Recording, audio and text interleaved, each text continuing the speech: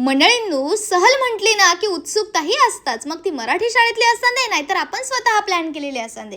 तर मंडळींनो, आई पप्पांसारखी काळजी करणारे दादाचे 1000 सल्ले ऐकून घेतले आणि मी निघाले माझ्या सहलीसाठी. तर मंडळींनो, ह्या असा माझ्या 10वीतला मित्रमंडळ. ह्याच्यातले अर्धी लोक एकमेकांना आधीमध्ये भेटत असतात, पण काय जण एकमेकांना जवळजवळ 8 ते 10 वर्षानंतर भेटणार होती, कारण सहलच आमची बऱ्याच वर्षानंतर प्लॅन झालेली. तर मंडळींनो, छत्रपती शिवाजी महाराज टर्मिनसवरनं बस पकडला आणि आम्ही येऊन पोहोचलो गेटवे. मंडळींनो, बऱ्याच वर्षांनी एकमेकांची तोंडा दिसतलेत म्हणून वाटलेलं की थोडं अनकम्फर्टेबल फील होत, पण मंडळींनो सगळीच आपल्या कोकणातली सुरुवातच माका तुकावरनं झाली. तर मंडळींनो, फेरी पकडला आणि आम्ही जाऊन पोहोचलो मांडवा बंदरला. तर मंडळींनो, सहल ह्या फक्त निमित्त हो. या सहलीच्या निमित्तानं आपण आपल्या लहानपणीच्या आठवणी ताजे करता आणि या धावपळीच्या दुनियेतनं स्वतःसाठी थोडंसं वेळ देऊन मोकळो श्वास घेता. तर मंडळींनो, शितल्यात नुसतं हुलगे हुल पंढरपूरच करत होता, कारण एक्साइटमेंटच नेक्स्ट लेवल होती.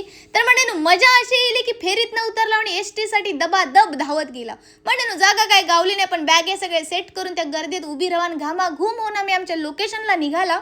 तर मंडळींनो, अर्ध्या रस्त्यात उतरला होता ना 6 सीटर पकडला आणि अगदी दुपारच्या कडार आमच्या ठरलेल्या लोकेशनला जाऊन पोहोचला. तर मंडळींनो, शितल्याचं उपास होतं, पण साठ काय सूट नाही. सकाळपासून पाण्याचं थेंब पोटात नाही, पण ही जी एक्साइटमेंट आहे ना त्याच्यावरच शितला उडता.